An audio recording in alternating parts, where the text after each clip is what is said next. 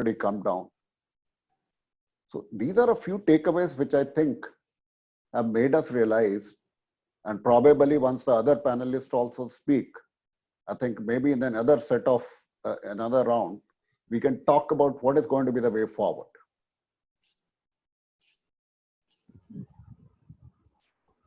Good enough. Anybody else would want to answer that? Add to that? Just a couple of points to add here.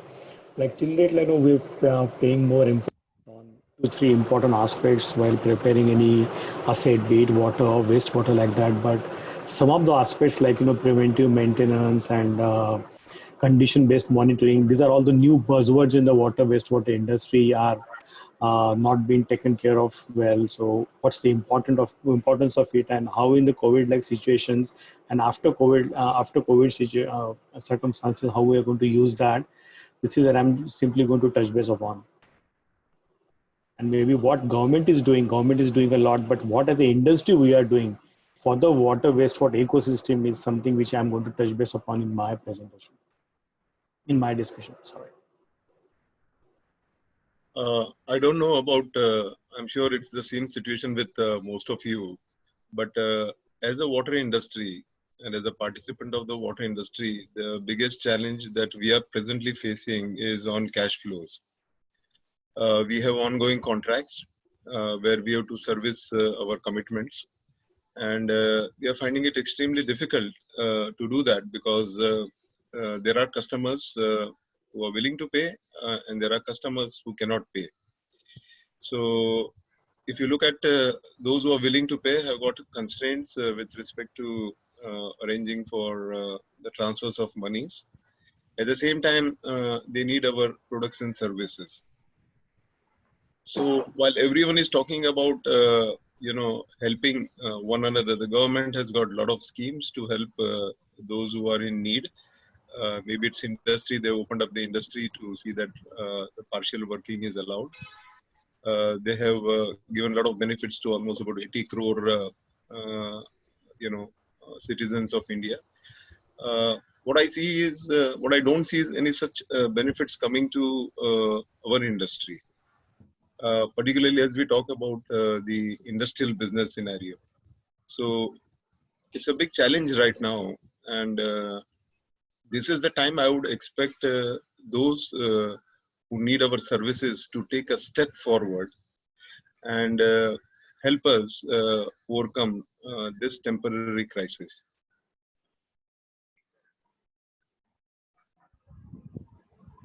Can I add, Ramya, on this? Sure. See, I like to go to second gentleman. I would like to say that the worldwide the countries have been impacted with this virus, and the Western countries have been impacted even more. Well, countries like emerging countries like India has been impacted thus so far lesser. So there is a lot of opportunity that capital will flow in India, because capital generally flows to those countries where the risks are less. And we see a lot of interest among many multinational companies to relocate going forward from risk areas like China to emerging countries like India, Bangladesh, Vietnam. So new industries can come up after this all this settles down. But as of now, health and safety is the number one concern. And it is McKinsey's report that they say that from the number 3 concern of the industry, it has now become number 1 concern globally. That being the case, a lot of investments will be poured in technologies which are related to treatment of water, both on the water treatment as well as the wastewater treatment side. And like Rajneesh rightly said that in cases like rivers, lakes, you see the level of pollutions, like specifically for Ganga or Yamuna. These are the 2 visible big rivers in India, which always hog the limelight and the headlines. The water in Ganga is now actually, they say that it is good for potable use. So that actually explains how industries have been routing rules, regulations, and they have been rampantly damaging the ecosystem. So now actually there will be a renewed awareness on how more stringent norms are there for uh, certain industries which are not following the norms, and the water bodies and all will be rejuvenated in a much better and faster pace. Further to that, I will also like to say that technology, nowadays like digital technology or digital age, that is all we say.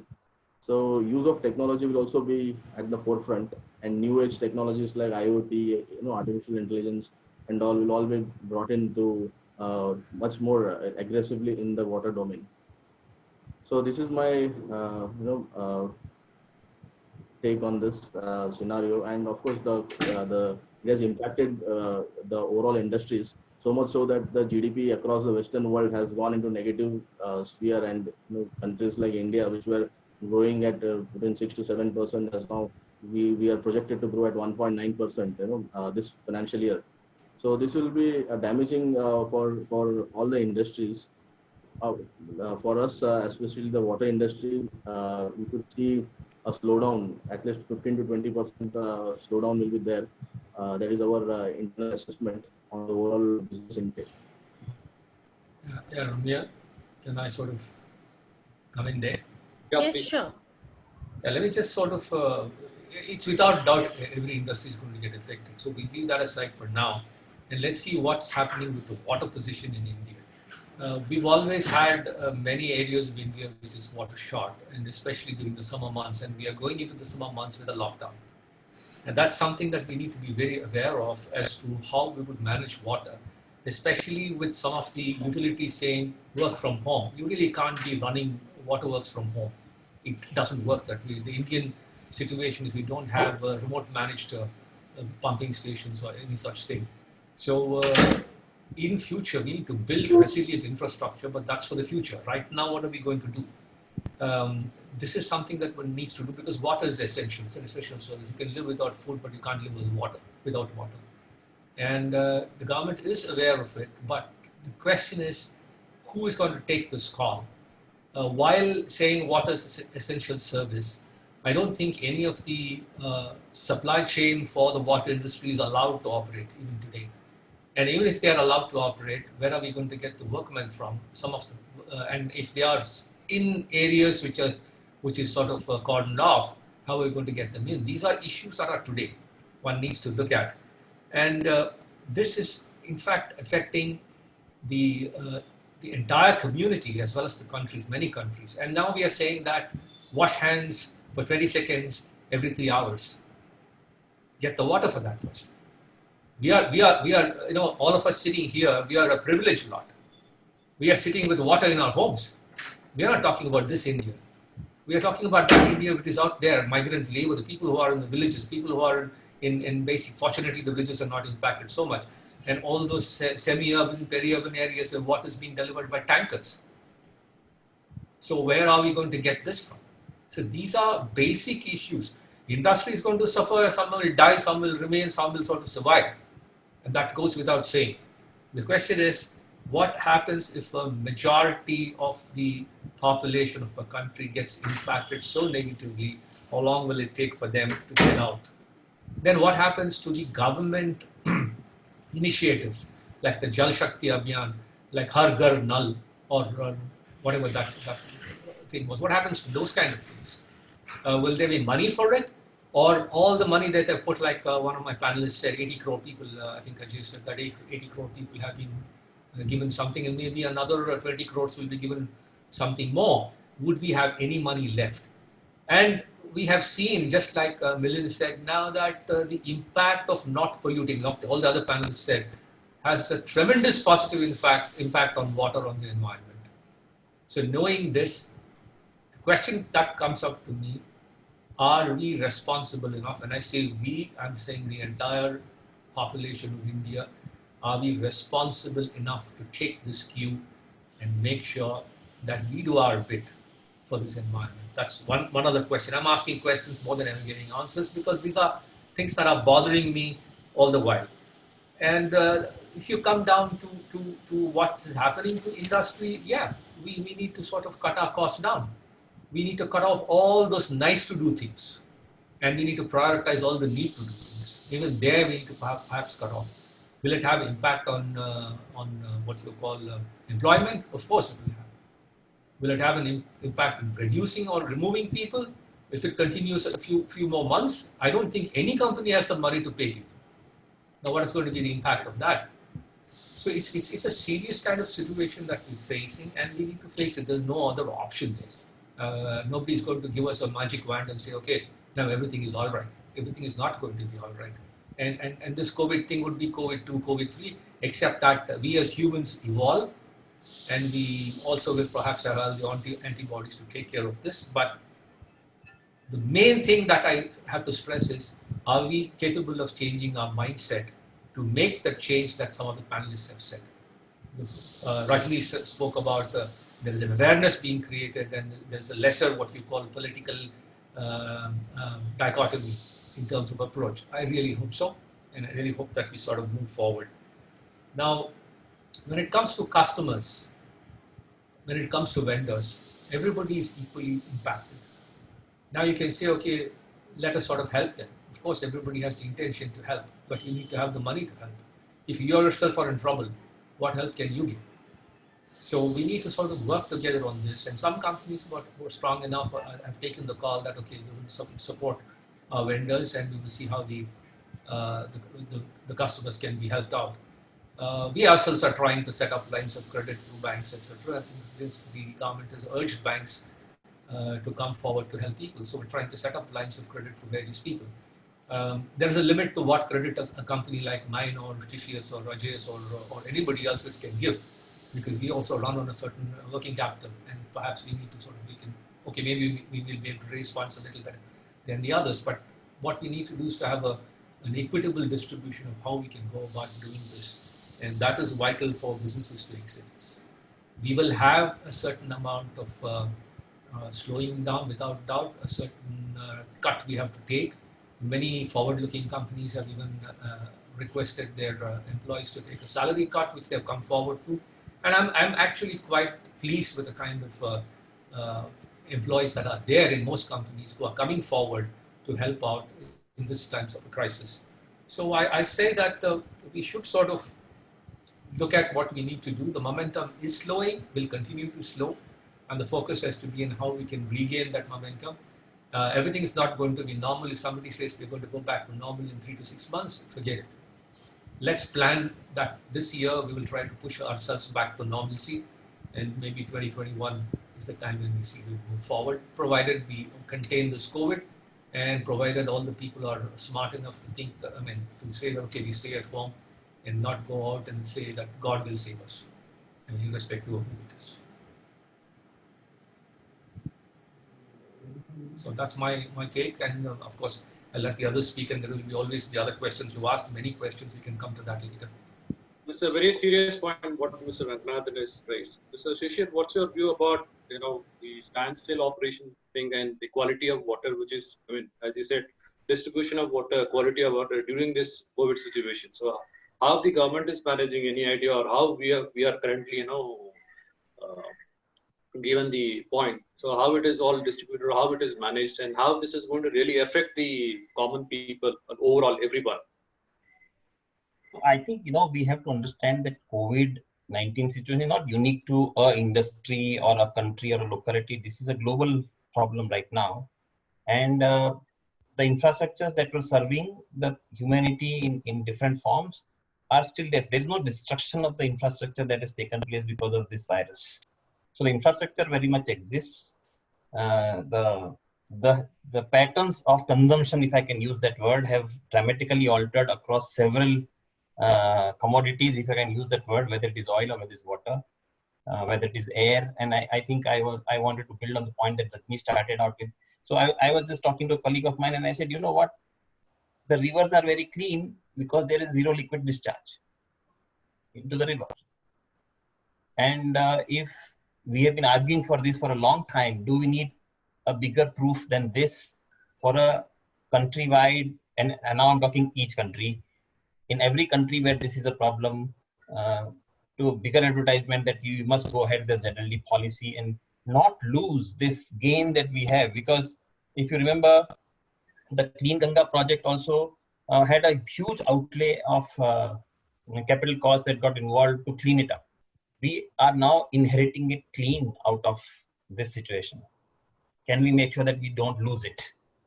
So the policy dimension of the government has to be about retaining the gains out of this situation. Not that there are too many gains, there are a lot more losses, but we must retain as at a policy level and as at an industry level, whether we're a practitioner, whether a chemical company or an equipment company, doesn't matter who we are, all of us use water. And can we become more conscious about the fact that we have got a golden opportunity to not lose this great stuff that has happened out of this other rather unfortunate situations. That's number one. Number two, at least in India, and I'm sure in many other countries as well, but India definitely, yes, we think water is just that. And we don't differentiate between different waters, right? Unless it is a process requirement inside a plant, we don't differentiate. We think drinking water is same as sanitation water is same as industrial water, and so on. I think this situation also will force some rethink on that part as to how we look at water in different compartments, if I can use this, or different streams to define very different, very different use and policies around it, what you recycle, what you recover.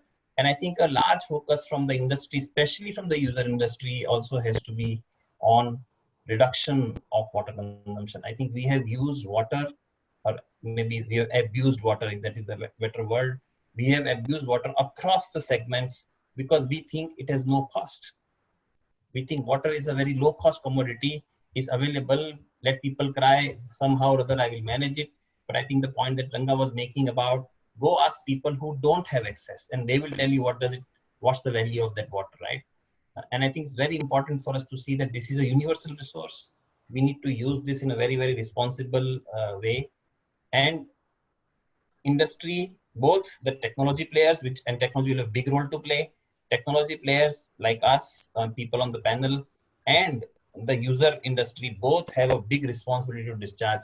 There will also, and only then we will be able to go and preach to lower, the lower segments of the chain where the sewage discharge systems or small water stream discharge systems, who we can go and tell, you need to look at it differently. But till that time, I think the big daddies of this business will have to take a very different view of what we will treat our water as. Just imagine, this is not a waterborne disease today. Are we even thinking or prepared for a disaster like that, where something gets transmitted through water? I don't think so. I don't think we think it cannot happen to us, and not in my lifetime. None of us were prepared for this situation on 15th of March. We thought it will not happen in my lifetime. Oil will never go to $0 in my lifetime. All the airlines will never be grounded in my lifetime. Nobody will ever restrict my movement. I'm a democratic country. All of this has gone to out of the window because none of that is valid anymore. So I think we need to understand how we will behave as responsible citizens, and each and all of us will have to play a role. Whether I'm a technology supplier, whether I'm a user, whether I'm a policy maker, all of us will have a role. Yeah, I'll just butt in on 2 points. What Ranga mentioned about how we are supplying the water. So, Ranga, we are currently within India, we are running around 51 water and wastewater treatment plants. I think all plants have been run to the 100% of the capacity. In some of the cases, even our sewage treatment plants, we were, asked to, take more sewage than what is it designed for. So all have been run. There have been certain industries in oil and gas who had the requisite permission to keep the production on. So all the plants have been run. And, all the state governments under the essential, services, the requisite permissions were given for running these plants. And how we have run is, we have almost reduced our staff in these plants to less than half, with a very new safety norms getting introduced and the social distancing also being part of it. At the same time, we have a network operations control room here in our headquarters, where we can take most of our plants, since they are automated, online on a SCADA here. So we have, where we were taking around 12 to 18 plants at one given point of time. Today, we have around 50 plants which are being monitored and given all technical support from here in our Babag house. So all utilities have been run very, very efficiently. And I think most of our people have not really complained about the water supply and the quality of water. We are still at a process of analyzing the kind of sewage and wastewater we are getting during this phase. So it would be premature for me to comment on that. But soon we'll realize that what is the quality of sewage and what is the quality of wastewater we are receiving in our treatment plants. Because we believe this lockdown has an impact on that, and we'll soon be coming upon that. That's all I wanted to make a point. Thank you. Yeah, Rajnish, I agree with you there, because where you are handling the plants with your remote management, like I said, some of us are privileged in all these. I'm just worried about the whole rest of the country where things are run not the way you are running it, and that's where the thing. Like the issue with COVID is that if there's one guy, it starts again all over. So we need to really hanker down everywhere, wherever it is possible. And I do agree with you, but out of this comes opportunities also.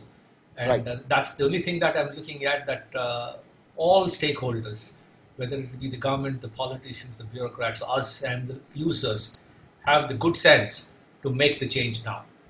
Yeah. And just for the information of panelists, I've already submitted my recommendations to a lot of government departments. We are talking about incorporating new environmental friendly technologies in new tenders, more mechanization, more automation, and more digitization, plus remote surveillance. So these are some of the recommendations we have given to some of our prospective ULBs. We want that going forward, probably they should incorporate all these, which has not been a norm in this country. Normally we go by the run of the mill, that whatever is already tested, tried. That's all we are going for. The new technology, automation, more digitization, the recommendations we have already been making during this phase, especially from my end, since I had all the time, during this phase. Thank you. What Rajnish said today morning, I received an SMS from my society. It says, as the water supply from the municipality is coming on alternate day basis, and our borewell water is also not available as required due to summertime. So please make optimum use of water and avoid wastage. Thanks for understanding, society committee. So that's the kind of SMS I received today morning. If this SMS could have received on 22nd of April 2019, I would have taken it with a pinch of salt. But if it is coming today, that is something really critical and scary, I would say. So amid the lockdown situation, if water does not come out of the tap, simply a thought is, pretty quite spine-chilling, and it is imperative that water wastewater infrastructure must be resilient, sustainable, and reliable while offering the duties which they are supposed to. And many of the fellow panelists did talk about many studies wherein it is observed that we create massive infrastructures, but when it comes to O&M, we have several challenges. And frankly, we are doing great job when we do master planning, we do capital planning, we do detailed planning, detailed designs and all that. We really do fantastic job. But what Rajnish did talk about, a couple of points, they are really, really important. And this must be part of our DNA when it comes to water wastewater industry. And that is digitalization and the real-time monitoring and prediction is very important. It helps you proactively monitor and more effectively predict the condition of your pumps and pipes and flow meters and whatnot. And it gives you the very, very real-time information as to what is the real recent condition at this ground for my water supply system or my WTP. And second one is emergency response. In the lockdown-like situations how we all are facing, if the system, if we don't know how the system will behave, if one particular equipment or one particular component of the entire system fails, then we just cannot take any corrective questions out of it. And the third critical aspect I just wanted to bring on the table is about predictive maintenance planning. I mean, these are all very new buzzwords in the water wastewater industry. The industry has started talking about risk-based inspections and condition-based monitoring. And instead of being instead of being reactive, doing the reactive maintenance and breakdown maintenance, how we can be proactive and all that. So I think, yes, this critical aspect what Rajneesh has found out is, I think, very important. Just to sum up, real-time monitoring and prediction, emergency response, and predictive maintenance planning. I'll ask So, Mr. Lalit Handa to actually put in his view.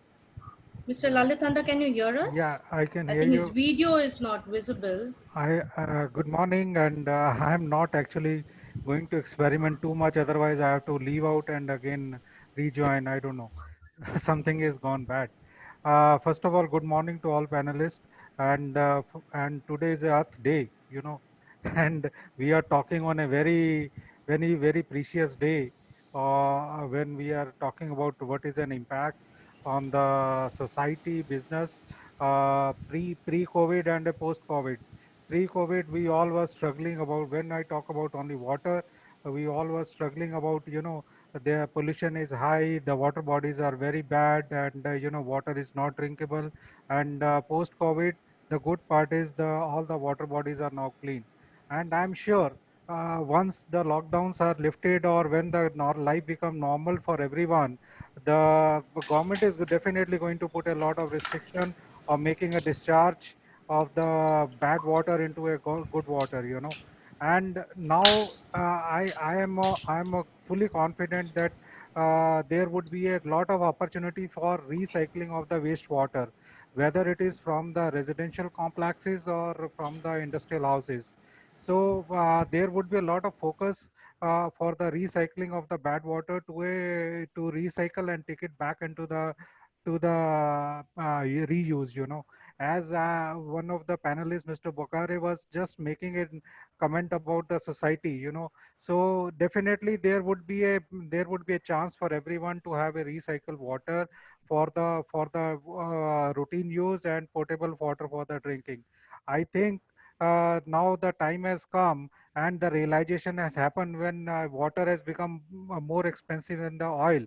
So oil has already lost its value for the time being, but I'm quite sure, the oil will bounce back because it is a big cartling with the business all across the globe. And but water will definitely have its own very perishable value for every one of us, whether it's for potable or for our industrial use.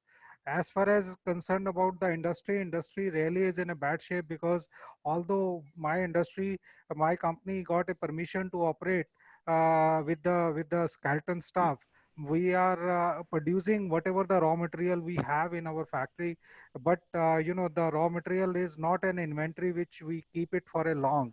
So now we are going to have a challenge of the shortages of the raw material, and idling of the workforce which is already there in the factory.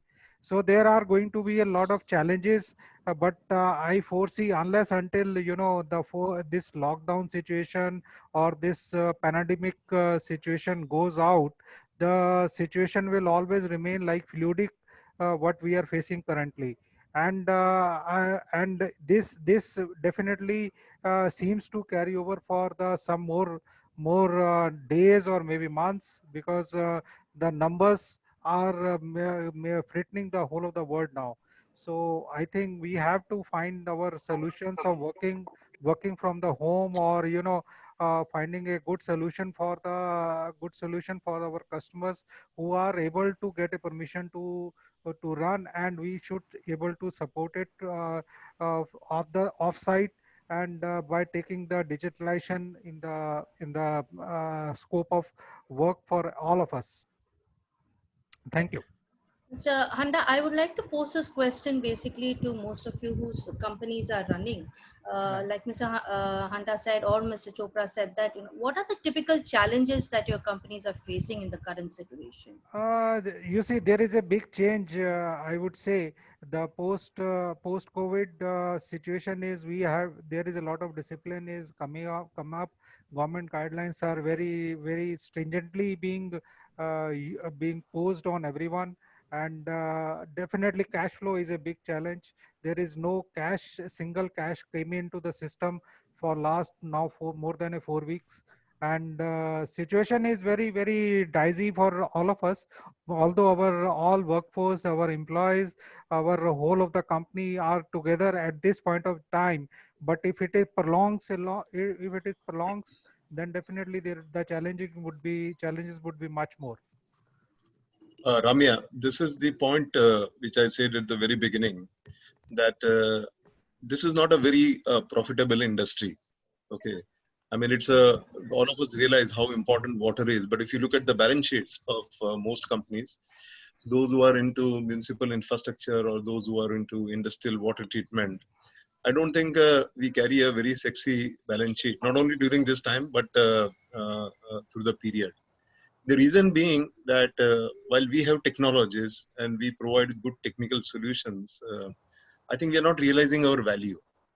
So, and there is extreme competitiveness. If you look at the number of players, we would exceed, probably more than about 6,000, because we are into component business. We sell also our resins, membranes to those who are what we call as OEMs. So there, and of course, you would know it better that how many players are there. In this extreme competitiveness, the margins were always very thin. And anybody who did good was because they had better products to sell or better technologies to sell. Under this stress comes the stress of not receiving our payments on time. I mean, if you look at the industry average, if you do an EPC, your receivables are 97 days. 97 days after you supplied your materials, goods and services. If you look at the commodity sales, it is easily 120 days cycle. Okay. Now, if there was so much of stress already, and now if the whole cash flow has stopped, it is a big challenge. Number two, as my co-panelists said, that we are required to pay salaries, full salaries. We are required to provide full services because we believe without water, even the skeletal operations that industries are allowed to run would become very difficult. So in order to manage the levels of services, the least we expect from those whom we are providing services is to see that our cash flows are, properly satisfied. Now, let me give you an example that we are doing very large projects, 3 large projects outside India. All our staff, which is there at our customers' end, have been very well taken care. I would not say this about many customers in India, because we run the largest operation and maintenance services with about 12,000 industrial customers. All of them are taken very well care. They are, they are kept in some of the best places. I'll keep these things aside. What comes as a very big surprise to us is this customer writing to us and saying that in order to execute these projects on time, we believe you would require some extra cash flows. We would like to change our commercial terms and pay you much more than what you had asked in the form of advance and also the supplies. So what is required at this time is for someone to say that, okay, I'm ready to step further because we are partners. And I understand you would have difficulty to provide services by retaining people and the quality of services. Here is what I'm going to do. We don't expect that you give us something more, but at least give us something which is due to us. Number two, I haven't seen any fiscal incentive coming to the water industry in form of moratoriums or in form of interest waivers or in form of reducing the interest rate or even classifying the water industry as an essential services. Because today, when we run operation and maintenance of a very large number for industrial customers, our staff finds it difficult to go and provide services because they are still not classified as essential services. I'm talking about the industrial scenario. We are also in the home water solutions under the Zero B brand. Now, what Ranga said is that we are sitting in urban places like Mumbai, Delhi, we get piped waters, but we still require point of use treatment. Can you imagine that our service force cannot go and visit your home in case if you have a problem with your purifiers? And all of us know the purifiers which are installed at home are very service intensive. So you are still willing to pay, but you will not have somebody to come and service your home water purifier. And I say this because I had a problem with my own purifier at home, and a task which normally takes 25 minutes for my service technician through remote operations, it took me 1 hour. Okay. So I would say the industry also has to probably come up with a system where, in case if there is an emergency like this, do it yourself, water purifiers at home. So these are some new learnings, and we I started think adapting. there has to be filters or water purification systems now left come with DIY. Yeah, DIY, or as what Rajneesh said, that if like his company and our company, we are providing remote operation and maintenance services because we have big accounts, and those accounts invested in remote monitoring and controls. The need of the hour is that everyone steps up and says that if you have a problem with your water purifier at home, if you have a problem with your packaged sewage treatment plant in your society, if you have a problem with your centralized drinking water system, or if you have a problem with your zero liquid discharge system, here we are to help you out. And I would say organizations like you, while you're creating this good platform for us to discuss and say what we can do for our customers, you could possibly comprise of expert panelists who could help out customers having some specific problems. So you could have a group of people who can say, if there's a problem with RO, here is an expert on RO who will help you out. Because you may not solve 100% of the problem. We are not solving 100% of the problems of our customers today. I'm talking about the home water market. But in the last 15 days, okay, out of 180 service calls, we have made 40 service calls through remote. And we have now realized, and we have constituted a panel of 20 people all over India who will advise customers as how they can, do some maintenance of the water purifiers at home. So I think these are the need of the hour, that how we can, it's like a social service that, when there is something like this, you have so many social service groups coming up, somebody supplying milk, somebody supplying food, somebody supplying some essential services just to support the local ecosystem. As water industry, and as those who have got the knowledge, as those who have got the infrastructure, and through platform like yours, you could constitute such panels to help out our customers. The customers must realize that all this is not free. And as I said earlier, and as I said at the beginning of this talk right now, we should be paid on time. We should be paid for all our past dues. This is the need of the hour. So especially like what you said is right. In fact, from Water Today and association side, we have written to a couple of state governments to allow the at least water treatment servicing activities to happen. So that still we are waiting for them to reply. And what you said is absolutely right. And I want to post another question to you, since you have been interacting with a lot of MSMEs. Yes. See, companies like you all, very big companies and serving in this industry for so many years and decades. Especially at this situation, how are MSME kind of people? Because all of our participants, there are many small time, medium companies who are really looking forward to hear from you all, like what I can take out of this webinar, what kind of suggestions, how I can able to protect my business, how I can able to kickstart my business. Being an MSME, what do you think? How they should start their operations immediate after the lockdown, and how do they have to manage at this situation? What is your view?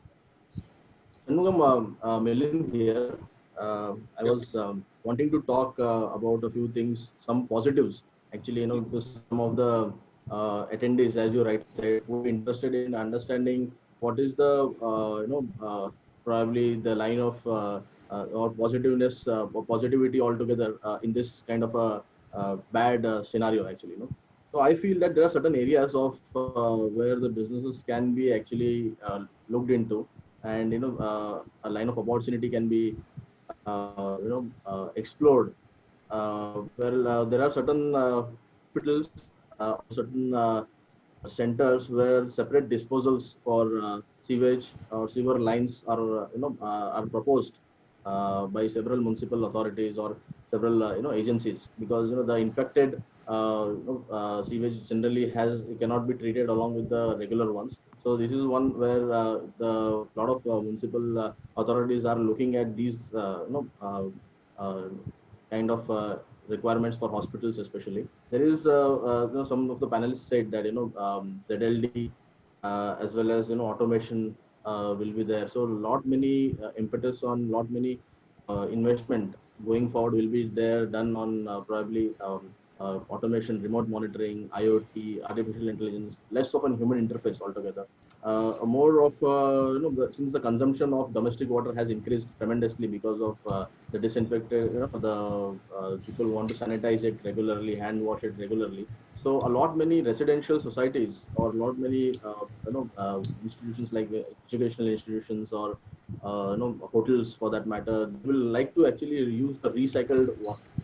So since water consumption is only increasing as as we number of years are there going forward. However, the source of water is fixed. We have rainwater or the water which is there as a running water. So recycle is one area where a lot of tremendous business opportunities is there, and I feel these are the areas where one can actually look at as MSME entrepreneurs and MSME business owners. I also want to make a comment on the question which Mr. Shanmugam asked around what should MSMEs do, and I just want to share 3 or 4 things. One, when we go back to the post-COVID life, one clear understanding has to be that there are no shortcuts. Yeah, the life is set to change for all the companies, that they have to make sure that certain basic changes in their infrastructure, in their processes have to be undertaken by everyone in line with the guidance of government. And I think that's the point Ranga made, that tomorrow one guy may get it again. Even after we go back, one person may get it, and then what happens? So it's very important to understand that our infrastructure, our understanding around creating the right infrastructure, our understanding around getting the right processes, and a very different set of processes for people has to change. It is set to change for good. So that's number one. Number two, as we go back, and I think one of the biggest problem that is facing everybody is the payment situation and the cash flows that are resulting out of that. I think this is a challenge which all of us will have to, while we can make appeals, I think practically everybody is in the same boat. So the clear challenge is to how do you make sure that learning from this experience can we make more and more of our fixed costs variable. How can we manage our cash flows better? And this is where all the industry players have to play. Is there are times when we have to say that we won't agree to payment terms with our customers which are what I would call as unreasonable, right? And we must make sure that the cash that we deserve to get for our efforts comes into our kitty at the time it should be coming in. I'm not saying that all the money should go in on day one, but that should happen. And therefore, I think some of the new disciplines around the commercial terms will also have to be followed, whether it is MSME or it is large sector, it doesn't matter. Whether it's VATAC, whether it is Ion Exchange, whether it is us, whether it's an MSME, Wipro, doesn't matter. I think what's important is that we understand that commercial terms are set to change. If we don't change them, we'll have a price to pay. And I think the great point that Ajay was making about saying we can only appeal to our customers to pay on time. And I think that's the third discipline that has to come in. So the cash is going to be more important in my opinion than the top line. We have to focus on managing cash well. We have to manage our customers even better than what we were doing. And I think some of the references around manage them remotely, provide services in difficult times, create new models of serving them. All of that is valid, but fundamentally we have to serve our customers better. We have to connect with them differently. We have to collaborate with them differently, but eventually we have to help them win. And that basic fundamental doesn't go away pre-COVID or during COVID or post-COVID, that all that we do must help our customers win, even as we win along with them. I think there are 3 or 4 postulates for any company, MSME or big, as we go into the reopening of the phase. This will apply uniformly. Yeah, I Shishir, agree with Shishir there, because the most important thing is cash flow, and one needs to keep a focus on cash flows. But there is going to be pressure on extended credits because everybody is suffering. But while per se some extended credit is possible, but the question is that people have to pay, just like Ajay also said, when they agreed to pay. And that's the problem that we face in India. You agree to pay on one day and you don't pay on that day. And that's what puts things into trouble. What we have done in our this thing basically is we've said that we will focus that we make payments and even advances to MSMEs, because they are the ones who suffer most. The larger ones are capable of managing a bit, so we've taken a little bit of things that we will sort of treat the larger companies a little differently from the small ones, and ensure that cash flows to MSMEs are kept up and even advances given, because if they survive, we survive. Most of the supply chain comes out of MSME, so that's the approach we've taken. We also get a lot from our own sister companies. We said, okay, we will pay them last. In-house payments will be the last, but the first payments will be for MSMEs, and we're also trying to see if we can help them out, even talking to bankers, and at least sort of ensuring that they have the bandwidth to survive this. Just what, like Shishir said, everybody's going to get affected, and we should accept that. Life is not going to be the same. It's going to be a little different, and all of us need to make that change, and hopefully that change will be for the positive. So Nayan Good, So a Shah? couple of takes. Yeah, I have a couple of takeouts for SMEs. See, this time is different. We all agree, and this will also get over. That is also a fact. You know, this time is not something. It's been a month now in the lockdown, and we realize that how fragile are we. You know, some industries we are feeling the cash crunch because we have taken the late payment as a culture, sometimes not out of the compulsion, but out of the comfort and convenience. Now, when we are, the completely confronted by this kind of pandemic, we are feeling it difficult. Now, adding to Ajay's point or Mr. Rajneesh or Aranga's point, it's like now we agree and pay on the day is a more of a culture issue inherently with the organizations in India as a customer, and how you can actually use this an opportunity to step forward. Number one. Number two, it's been a race all this while. Now, how I see is like if you analogy is with F1, this is like a pit stop, the forced pit stop. Either you want to change your tire, you want to refuel it, you want to introspect, you want to do whatever you want, but use this time. If you lose this time in terms of panic or a fear, I think more tougher days are around. And believe me, the COVID will not impact everyone uniformly. Not the industry, not the country, not the societies. It will impact differently. For some companies, it would be an opportunity. For some companies, they will die and be acquired. So if you see the 2003 pandemic or the limited impact of the SARS or Hong Kong flu or any, there is a history of 100 years.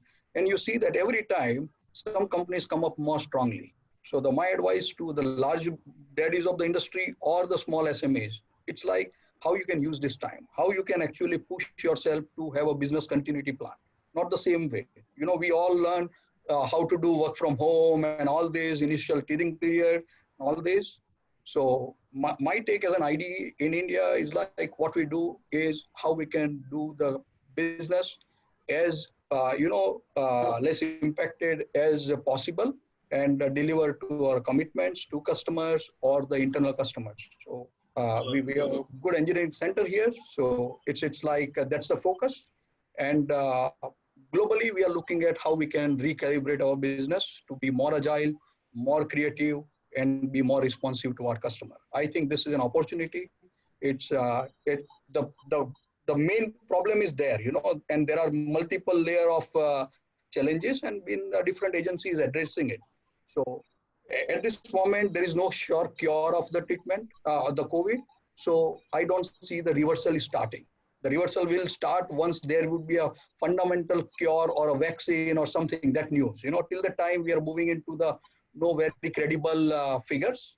So that's been around. I think that till the time we need to keep pedaling and have a business continuity plan. So Nayan did talk about one word, and that is he said about commit to deliver. And in Shishir's discussion, he just talked about two words: collaboration was there, and the second was communication.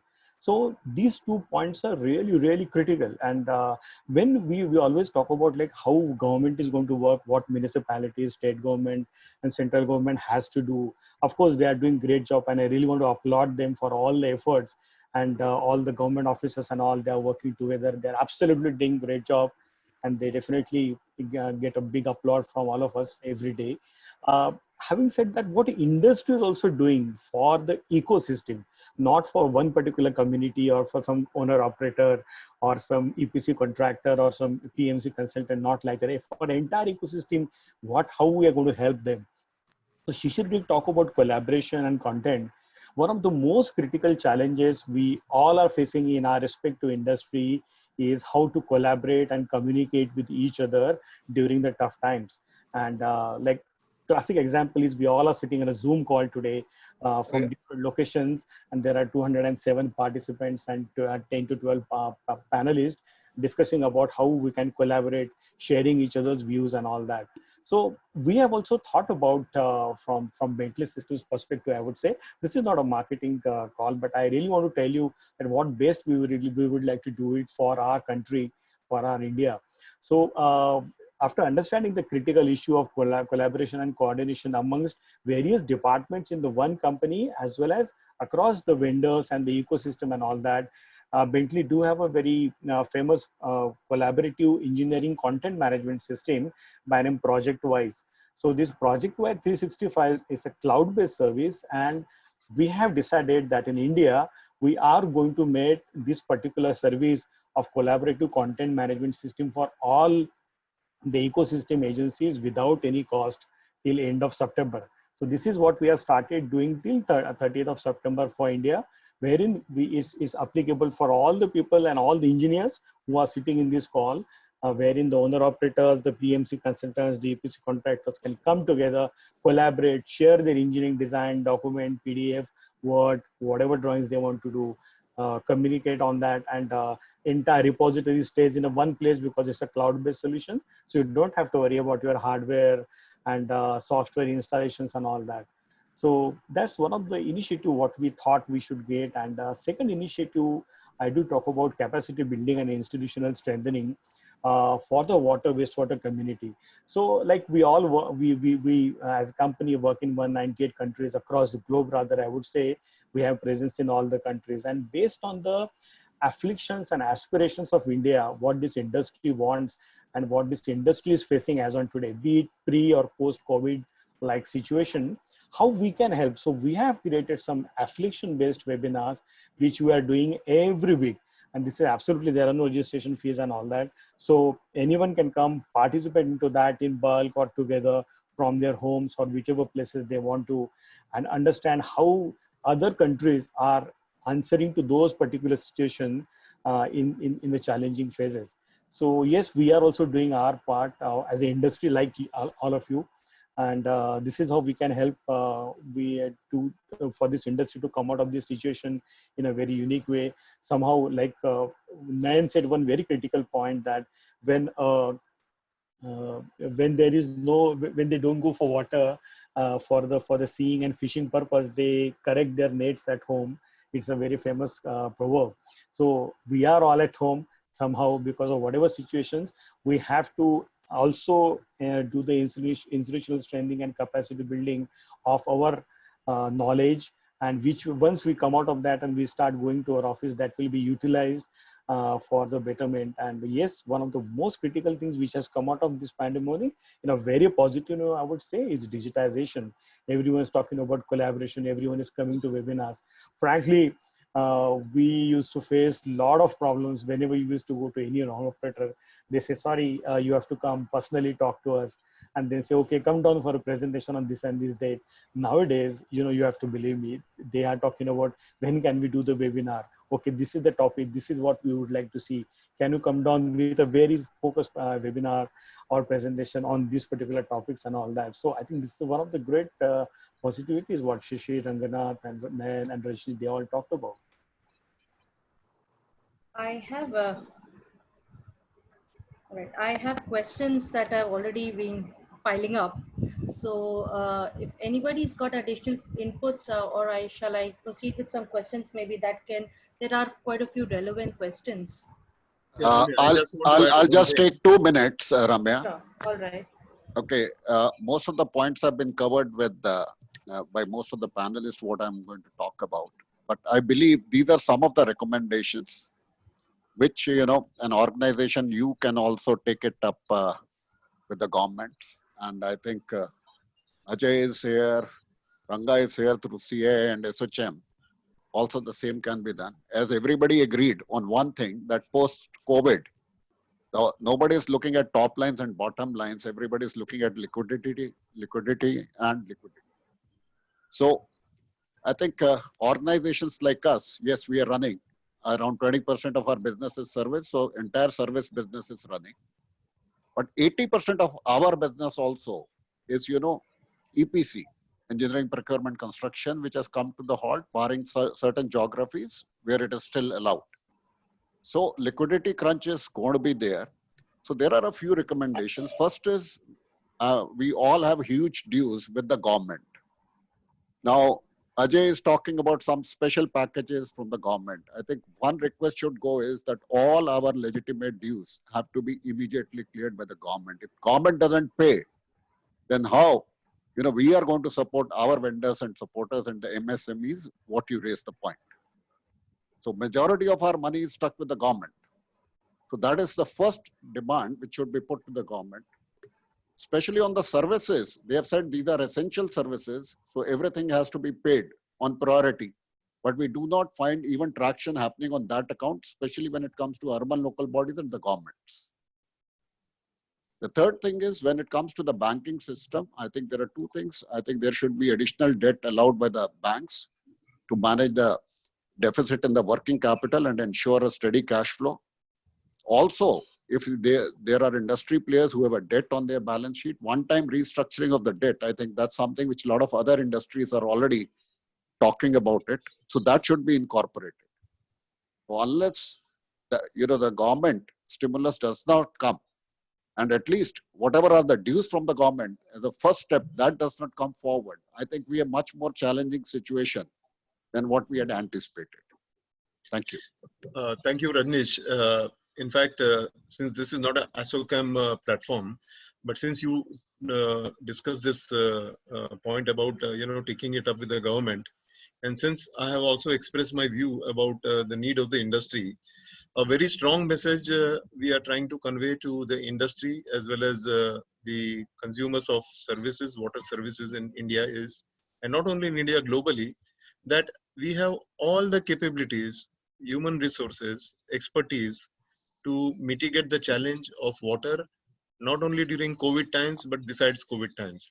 I don't think there can be a disagreement on this about our capability together, not only to provide technologies, but to do EPCs and also efficiently services at world-class cost and world-class quality. What's needed for this industry to keep on providing its services is the much needed liquidity.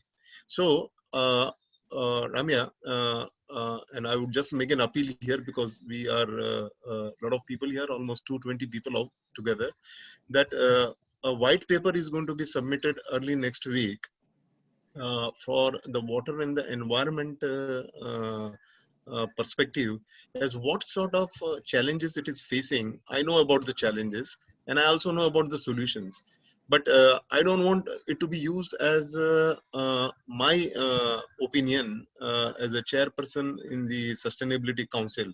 I want to represent it as an industry voice. So maybe, Ramya, you could collate this information from all those who are present here and those who are not here, that what are their expectations from the government?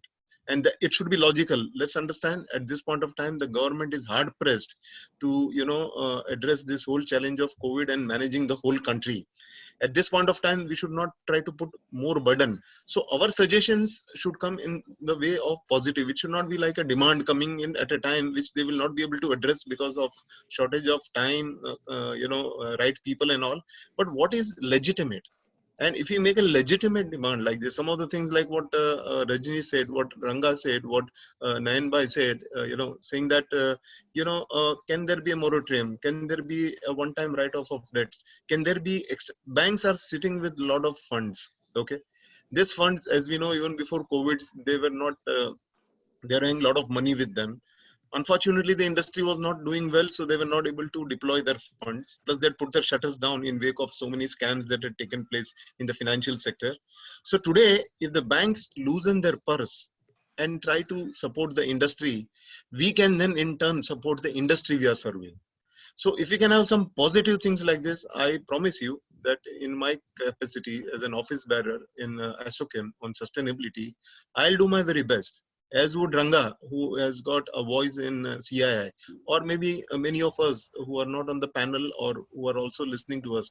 We could do this collectively, okay? And we can make a difference, because at this moment, what we need is liquidity to see that our service levels are maintained.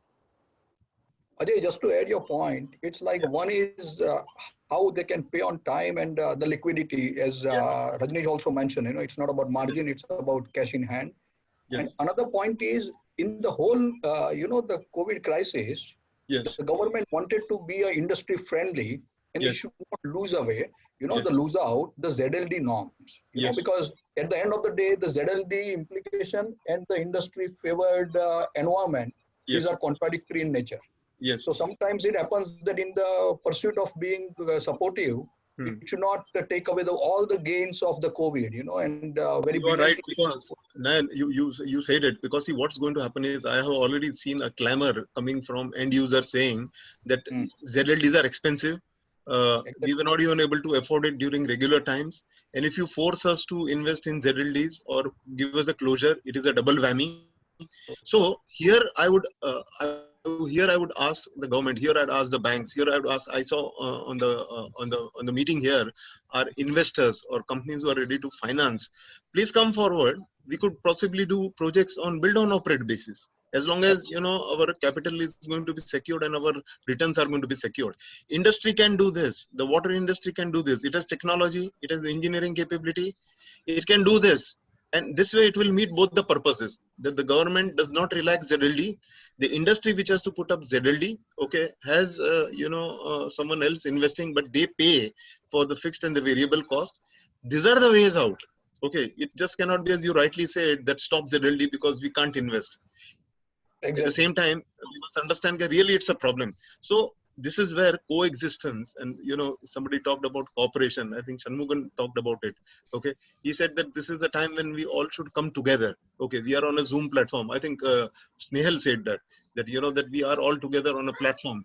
We should all come together as a platform. All stakeholders, the financial institutes, the lenders, okay, the government agencies, the end customers, and also the service providers from the water industry, that is all of us together. If we do this, we have the capability and we give the commitment that we will not let you down. Okay, so I'm going to drive this on my own initiative with ASSOCHEM. So if your opinions come through, it will help me put up my case, saying that this is the voice of the industry.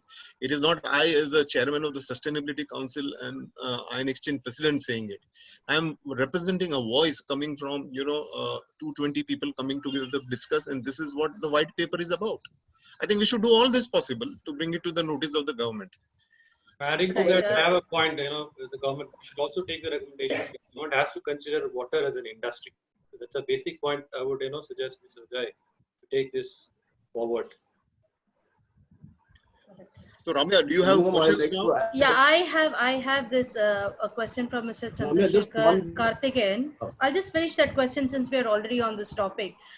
He's from a utility provider. An industry was keen to go on new investments because of growth in business and pressure from government authority. So his question is, do you think government authorities will give some leniency to industries and for municipal projects going forward?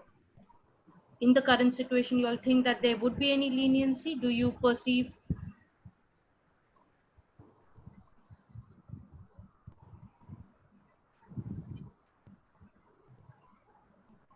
Yeah, Ramya, I'll take that question. See, as far as government contracts are concerned, there are certain contracts which are ongoing. And like Ajay mentioned, that overseas, there are clients who have come forward. So I think there are the players who have existing contracts, they will have to, engage with the customers, whether it is urban local bodies or state government, central government, and, repropose the revised payment terms to facilitate the project execution, especially when it comes to municipal and government projects. I think that is something we should put also as a demand with them. And even on our existing contracts, we should engage in a dialogue. We have been successful in this overseas. I think there's a way forward for that, and probably India can also adapt to that in the municipal sector.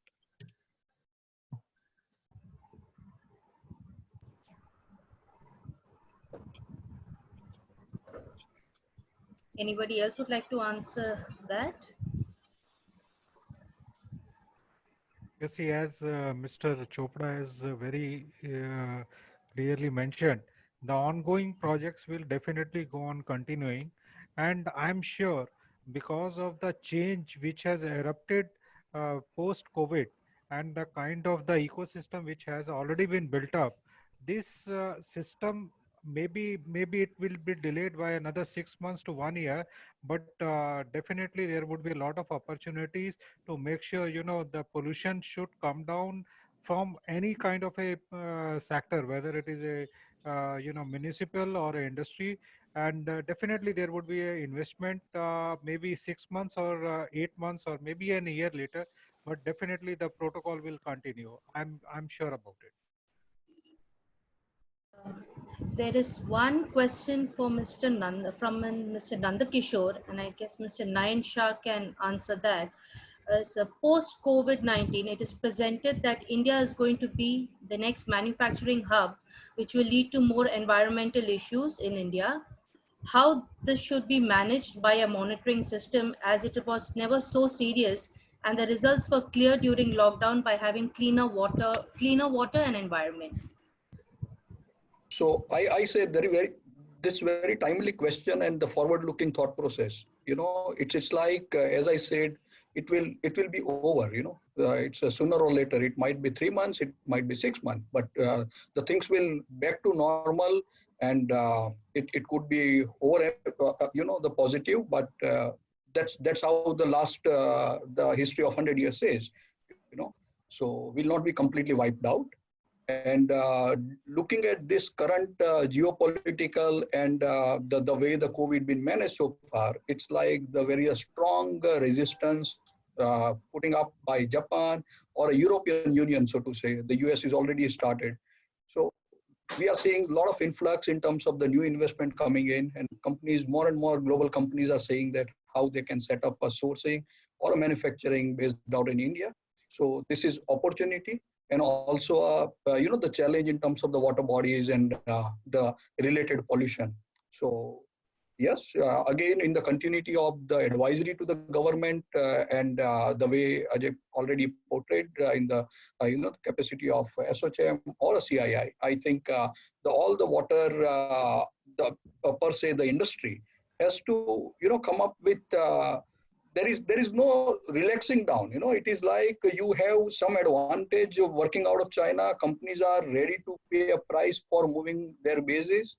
This is an opportunity. Let's not buckle down, bend backward, and say that welcome at your terms. It's like the industry is ready to look at the opportunities in real sense. And opportunity is not about those few dollars saving on moving the basis, but it's about the sustainability. Sustainability is not about the water or climate, but their own operations. So this is an opportunity, and I think it's a collective efforts needs to be taken up, and more BOOT kind of a projects or the PPP kind of a projects could be a reality even for the private players. Okay. Right. There's a question for Mr. Ranganath. It's a question from Ms. Richa. It's how do you suggest can we conserve water during this COVID-19 pandemic in preparedness for the looming water crisis? A couple of things there. Water is for different people. There's water to drink, there's water for industry, there's water for agriculture, and there's water for other human purposes. But if you see in India, 85% of the water is consumed by agriculture. And we focus mostly on industrial consumption of water, which is about 8-9%. So we push the industry, and industry is always ready to do it because they have a business case because they don't get enough water. Now we come to the question of individuals. How can we conserve water? That's a sheer mindset. The way we use water within our homes, especially the ones that have enough water, is very, very vital. The way we do things. So there are many issues where, like, most of us have changed all our fittings, whether we use taps or whether we use our toilets. They're all low water consumption fittings. And that's one thing that you start with. Tell your people not to keep taps open, not to have leaky things, etc.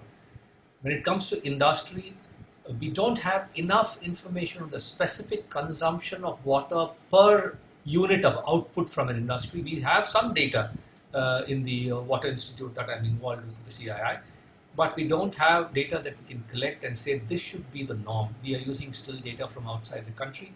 We find that in some cases we are even better.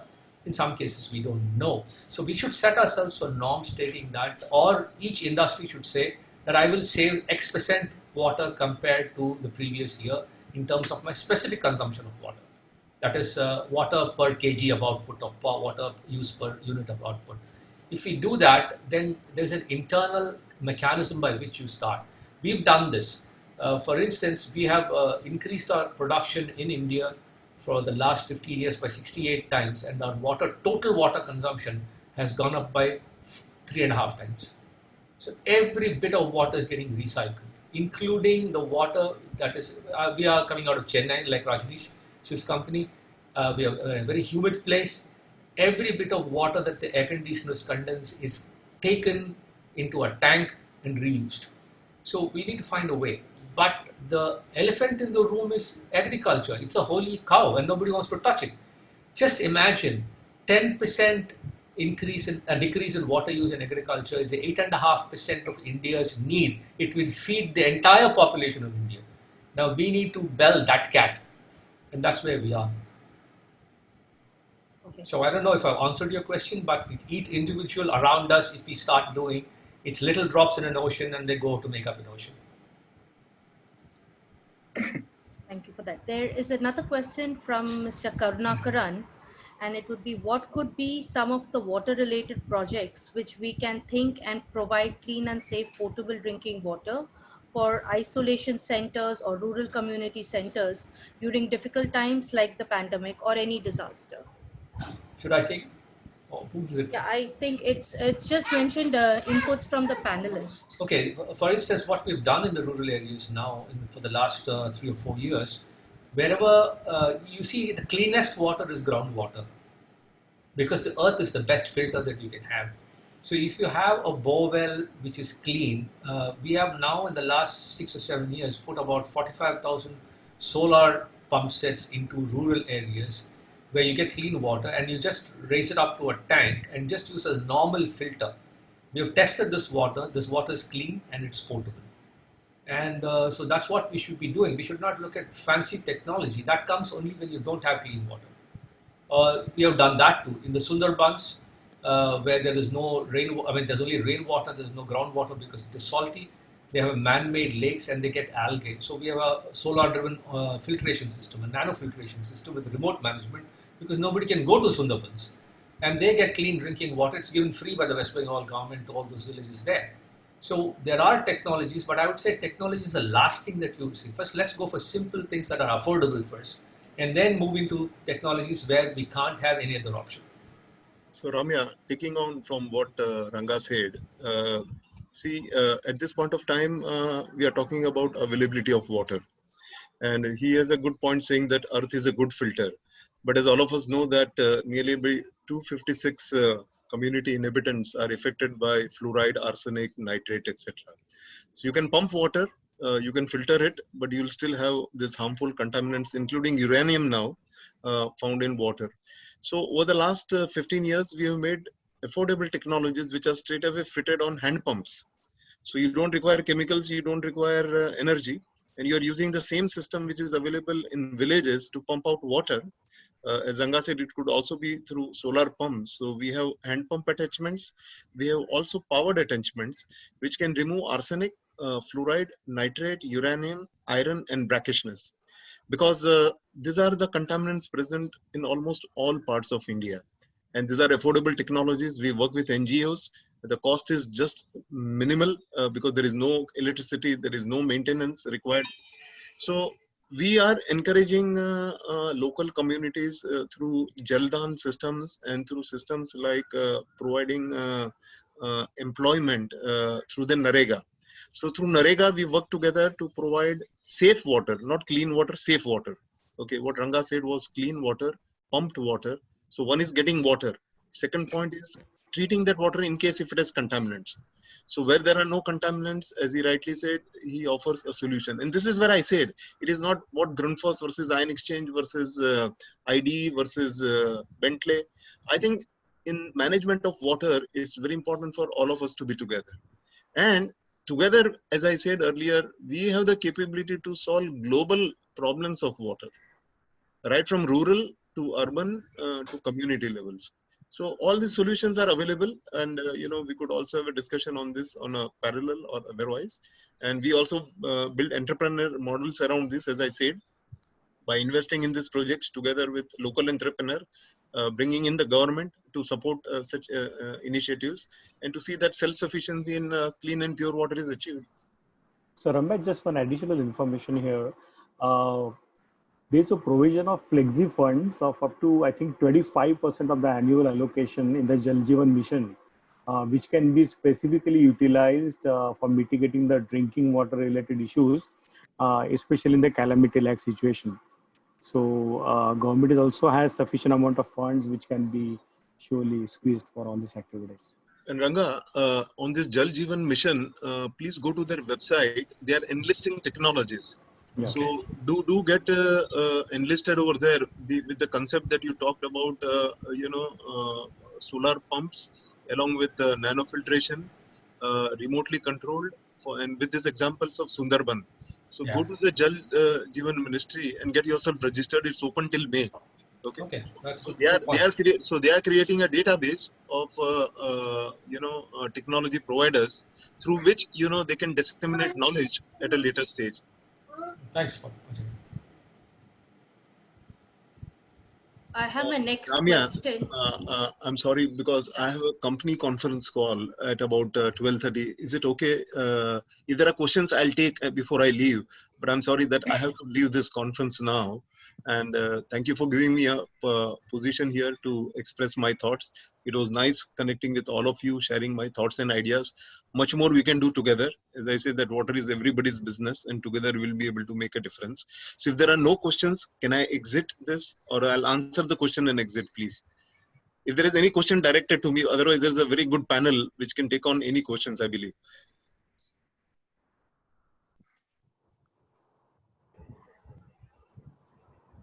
I guess that is a generic question for most panelists. I would not then like to delay or hold you up. Yeah, thank you very much. Thank you, Mr. Ajay. I think Mr. Shishir also had to leave. Just a few questions, and then we can just wind it up to a few critical questions that I came across that I would like to pose across to the current panelist. What are the new technologies in the sector of water to be anticipated in future? That's a question from Mr. Praveen. What are the new technologies sector in water to be anticipated in future? There's technologies are plenty, and some of these technologies are old technologies being rehashed in a better form.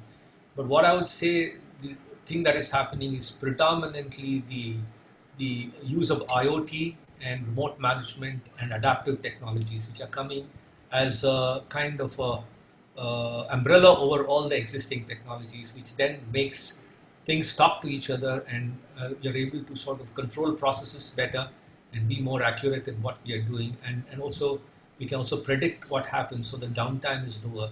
So what we are seeing is something called adaptive technology, which equipment learn how to work in a particular situation, and over a period of time they become very, very efficient. But otherwise, if you see any kind of water treatment technology, it's in some form or the other it existed, but it is taking predominance now, and something is sort of disappearing. If you take any pump technology, I mean, nothing has changed in the last 100 years except material of construction and maybe a little bit on terms of what you call efficiencies. Yeah, the motor technologies are changing. They are becoming more and more efficient, and you can see what we call today PMSM motors, etc., that are coming in with built-in electronics and built-in communication. So, and the same thing with sensors, like like what Bentley is doing in terms of software, which is an overlay on everything, which sort of gives you a cloud-based information system, which helps you take calls and helps you take decisions. That's what I see mostly happening today. Anybody else would like to take that question? Ramya? Yeah, I did talk about in my discussion initially about risk-based inspection and condition-based monitoring. These are all the very new technologies coming up, and as Ranganath has said, that they are all based on the adaptive technologies, how we use the knowledge of IoT and BI and big data and machine learning, and ensure that this becomes a very good decision support system, a real-time decision support system to take up. So these are all the new technologies coming up very fast. I believe we have really done a good job in adopting technologies on SCADA and real-time assessment monitoring. This is pretty good adopted nowadays. We see a lot of RFPs which has a specific component on the SCADA. So that particular thing is really taking up. It's all about now how we can go one step ahead and think of more from resiliency, sustainability, and reliability. Okay. Mr. Rajneesh wants to say something. Yeah, please go ahead, sir. See, I just wanted to say that, Viatech Vabag, we continue to, do our R&D in India, Austria, and Switzerland. One of the new technologies, I believe, post-COVID, that's my individual assessment, is that health, hygiene, water, and sanitation will be a priority sector, whether it is government, individual, or industry. So some of the advanced countries where we have currently implemented some projects is the removal of micropollutants from water and wastewater. Now, this is something which probably we anticipated when we, developed these technologies in, very advanced economies, that probably India may take a decade or so to adapt. But I believe, given the current scenario and people realizing that what is the cost we finally pay if we compromise on the basic necessities which are related to health and hygiene, these are the kind of technologies which we'll see being implemented in India pretty fast. You see, what I can see is now there is going to be a lot of pressure even for the. Ramya, can I add on this or technology part? Yeah, Mr. Handa is just speaking, Yeah, Mr. Begul. You see, post-COVID, there would also be a lot of pressure on our customers also. So I think it is going to be more important that the technologies should be more sustainable, cost-effective, and user-friendly. So as all the panelists and I can see the chat of our learners also, there is going to be the pressure of delivering the systems and the projects or the equipments which are lower in cost, lower in OPEX, and user friendly and highly long sustainable solutions, and in continuation of that, our company is already working on low temperature evaporation, wherein we are able to achieve the lowest possible cost of the OPEX and CAPEX also. So I think there are a lot of things are going across the globe for making a sustainable solution to for offering to the market. All right. I think Mr. Milan wanted to add to it quickly. If we can just then go to our next questions. Yes. So in terms of technology, Wipro is also introducing a lot of new technological innovative products. We are working on energy efficient new solutions, as well as on the solar platform. We are also working on IoT and artificial intelligence on a broader platform.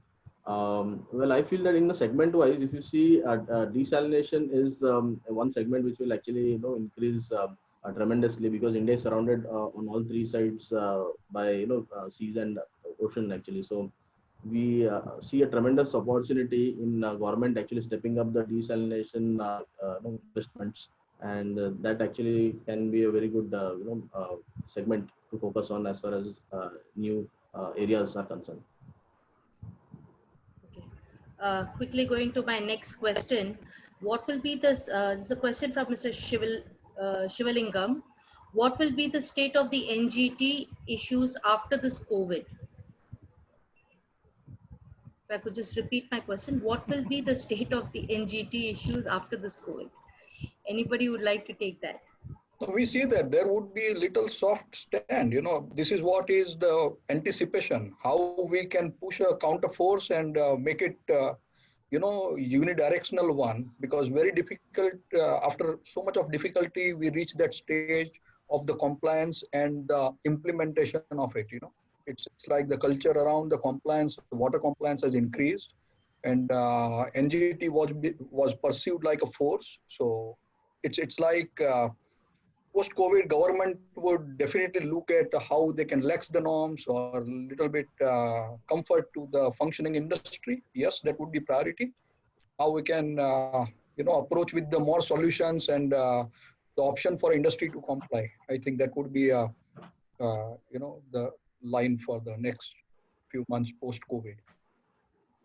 I have a contra view on that. I believe that NGT has already come with, very clear directives on the implementation and the time frames, and most of the states, urban local bodies, they have committed certain time frames. At best, a relaxation could be on extending the timelines, but as far as implementation is concerned, especially having realized that what kind of impact it can have on health and hygiene of our citizens, it will be pursued more aggressively, and I'm sure the government will be looking at higher spend in water and sanitation sector. So this point to be added, I mean, as Mr. Rajneesh said, see, in terms of domestic consumers, the lack of technology is the biggest issue, especially when you talk about the NGT, directives right now. And in the near future, we are unable to see a viable technological, product can be implemented, especially that can go to the common consumer. I mean, looking at the industrial perspective is a different story, but the common man. So that's a great challenge, which we are all going to really look at. Even the membrane companies are really clueless. So how they are going to really face this challenge. So, I mean, I would like to ask Mr. Ranganathan's view on this. So how do you see this, sir? I just lost a couple of your no, few I seconds. was thinking, this NGT directive maybe will not have that much of impact, especially on the industrial side. But considering the consumer side, especially the domestic users, you're talking about RO machine or something like that, and this will definitely have a lot of negative impact, because since we are lagging in terms of technological products based on the directives what we have from GT and the duration what has been given to us. So, what is your view? How we are going to really face this challenge, especially when it goes to a common man? See, in terms of technology itself, like I said, there is no dearth of what, and what the NGT does doesn't impact the common man directly, because he's not. There is a chain in between which is supposed to do and deliver what they have to deliver, right? So basically, I would say the what they are saying. We have no dearth of policies or laws or norms, etc. And the problem with us is the implementation of these. Now, either we go to one extreme or the other extreme. So until on-ground implementation is taken care of, it is going to impact people one way or the other. So, but if on-ground implementation is done and we all stick to what is being said, and what is being said is based on technological studies, I don't see a big problem in ensuring, because once you make a basis which is common for everybody, everybody follows that norm. My only issue is what are we trying to do in terms of implementation? And there's always self-interest coming up in one way or the other, either with the user or with the authorities, which is what you call um, compromising this whole thing. So I am not unduly worried about how what the NGT will, but I'll tend to agree with Rajneesh that they maybe be a little tougher in what they would come up with, because we cannot afford to be a little looser than what we were, having seen the impact of what non-pollution does to the rest of the things. But the question is how are we going to implement it?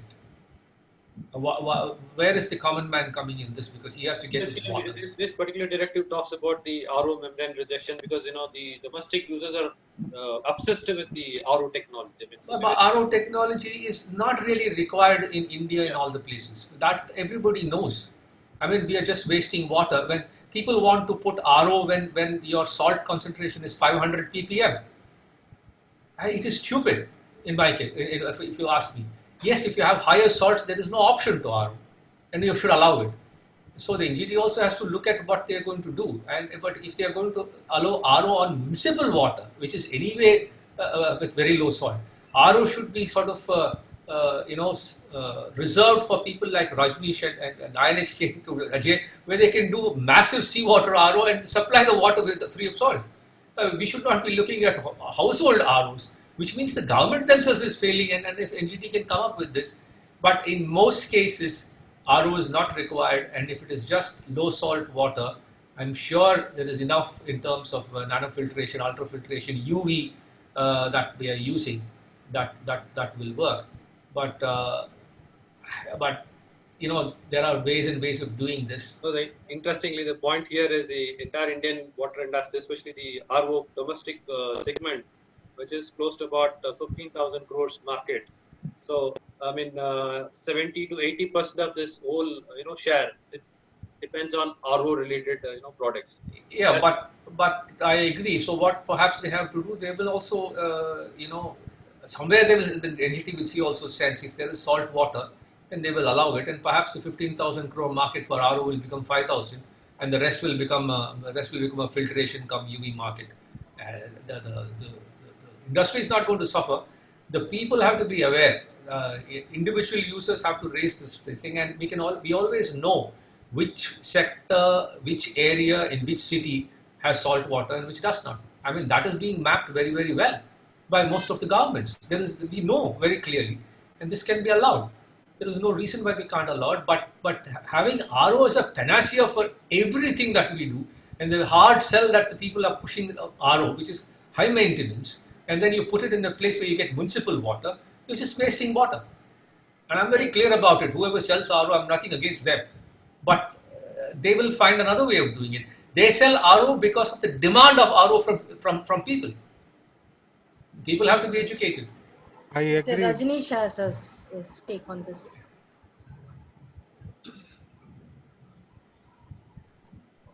Yeah, Rajneesh. I think You're muted. You're muted. He is mute. Rajneesh, you're muted. Yeah. Okay. Hello. Yeah. So I completely agree with what Ranga said. I was involved with the first domestic RO launch in this country. And we were very clear as an organization. I was a colleague of Ajay at that point of time. And we were very clear that which are the areas where there is high TDS and people are resorting to the groundwater, and we were selling these domestic ROs. Contrary to what the perception is, honestly, if your RO water does not, if it is, done the reverse osmosis beyond a point, that water may not be good for your health. But as far as the industry is concerned, if today the industry is 15,000 crores, supposing as Ranga said, RO market comes to half. But the other products which are there like UV, ultrafiltration, nanofiltration, they will increase. The market will continue to grow. It is only about a particular technology which has certain specific application, and it should be only maintained to that. And going forward, in any case, what we see is that more and more, this 24/7 water supply is being implemented in the country. So day is not for 5 years from now, if I'm a private operator of water facility, if I'm not able to give purified water on your tap, you as a consumer will sue me. So that's the way this country is going to, transform. So probably when we talk about point of use filtration devices, there will be there are n number of solutions. RO is not the only solution; it's a specific solution for a high TDS water. Mr. Lalit Handa has got a thing, and then Okay. we'll take the last two questions after Mr. Lalit Handa, because I think we Yeah. are way exceeding our time and everybody has to get back. Yeah, I am in fully agreement with Mr. Chopra and Ranganath that there is no need of an RO for all the kind of TDS water. So even for the high TDS water now, there is a possibility the technologies and the possibilities are in place where RO can also be avoided because RO actually there is a lot of wastages of water, and that can be avoided and can be minimized very well with the new innovative technologies which are in place. Okay. I have a question from Mr. Vadvane. How do you address the corona presence in sewage while operating STPs? It's a question. We should leave that to Rajnish. She's the one to operates discuss. STPs. Yes. That's where I was just pointing it to him. How do you? As I said, I think even in my earlier conversation, what I was pointing out is, yes, there is definitely a change in the kind of sewage or the wastewater we are getting, both in industries as well as in municipalities. So it would be premature for me to comment on that. But then as of now, as I said, in all our plants, our safety standards during the moment, before the lockdown, they went ahead, and we are maintaining a safe distance. There is no touch which is happening or anybody coming into contact with the sewage, because most of these plants are highly automated. But on a specific solution, it is too early to say, because we have been only hearing all this. In Netherlands, they have been doing some testing on, if somebody is infected in human excreta, is a virus coming. Yes. So that's something which is still under. So it would be premature for me to comment on that. All right. There's one from Mr. Sanjay Pargal. I just want to know what care we should take in ETP when we are not working now regarding aeration and other factors. Regarding ZLD, just want to know, inquire the minimum cost of evaporators for a small industry with 3,000 liters per day.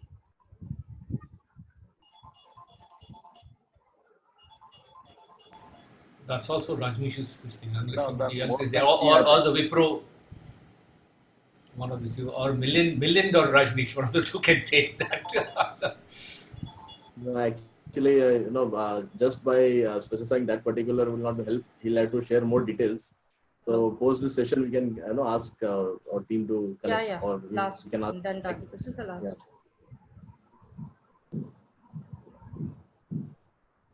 Sorry, I got. So Ramya, I would again repeat what I said. He'll have to share more details, and post this session, probably he can get in touch with us, and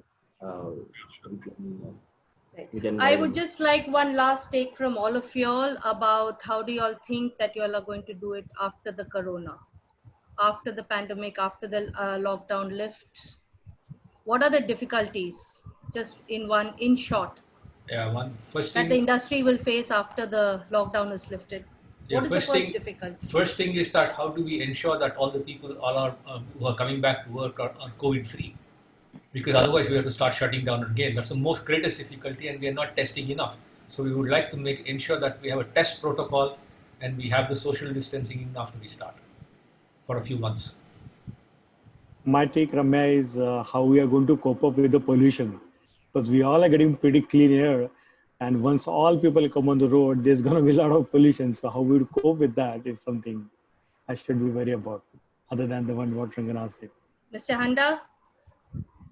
For me, I think everybody has to now change the habits to come back to the work with the new habits of, what this 40 days has allowed us to learn of, good hygiene and social distancing and all the things which we have learned in 40 days, we should come with a new mindset to the work when we are back. Mr. Chopra? See, post-COVID, one thing is what my take is that at least 20 to 30% of our people maybe will working from home will become a norm. It may not be only because of the COVID, but that may be the New normal. new norm going forward. That's one thing. Ranga already mentioned about all these things. We have already a protocol in place. When it opens, we have engaged a doctor also if somebody has any thing, and all screening and everything is already in place. But the key thing is, the industry, what I mentioned already, is going to be the liquidity into the economy. That's going to be the biggest challenge. We will have to figure out how do we overcome that. Mr. Nayan Shah? So the the lockdown was sudden, but the opening up post-COVID will not be sudden. So the opening up would be gradual, and we see that like the IT, they said the 50% staff will be allowed. The essential IT, ITES. Similarly for manufacturing, they are saying that with the lesser staff you should start functioning. So that will be ease out in terms of the teething challenge of starting up the plants. Yes, that's one aspect of it. And second is like many companies will not find their takers. It's like the customer also will come out of this COVID scenario with the change preference for the product or services. So you might see the new customer base get evolved, and you also will realize that some of doesn't exist. So it's again for the large product or services platform companies, we need to evolve and see that what's changing as a consumer behavior. That's number two. Number three is like the behavior, what Rajni said. It's like more and more company will see that how they can rooftop consolidation will happen, and the office space versus the work from home could be a new norm, and not just organization, but also the customer will feel more comfortable. So it's like it's a new world.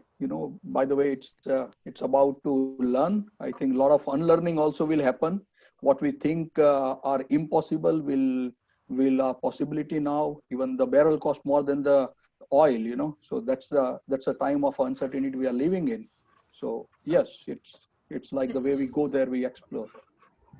Thanks. Mr. Milind, your final take on this? Yeah, I'll have 3 points. One is that we are we are in the W curve, and we have missed out being in the extreme situation as far as COVID-19 is concerned. But there is a chance that there can be a recurrence as well. So it is not peaked out as yet. The COVID graph will subside in a few weeks' time, and after that, few months will be very critical so that it doesn't resurface again. So the challenge for the industry would be also that many of the EPC companies would have had actually force majeure clauses and all put revoked against so many of the customers. So all the issues, the minor issues and all with regards to the customer should not result in conflicts. So it has to be very amicably resolved with so many of the projects being undergoing as of now in India. The third one, which I'll say that I'll give internally I have thought there should be like a mantra of 5R. 5R means resolve, resilience, return, reimagine, and reform. So this actually will help all of us to come out of this grim situation and do well in the months to come. So we are coming to the end of this webinar, and I would like to thank on behalf of What Today and the participants, all of you for joining us, sparing your time. And it's a great interaction with all of you. I'm sure all the participants would have really benefited or enjoyed this webinar. And once again, thank you on behalf of What Today and Ramji and the participants. Thank you, Mr. Thank you. Thank you, everybody. Thank all of Thank the you, panelists. Thanks. Bye. Thank you, and stay safe. Yeah. Bye. Thanks.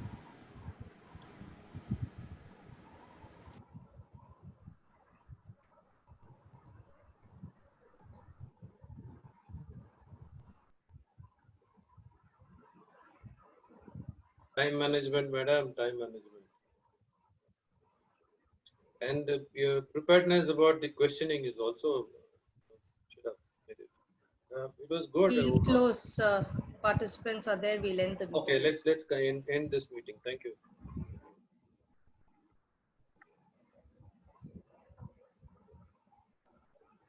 Thank you, everybody, for having attended Water Today's webinar. We look forward to having the second series soon.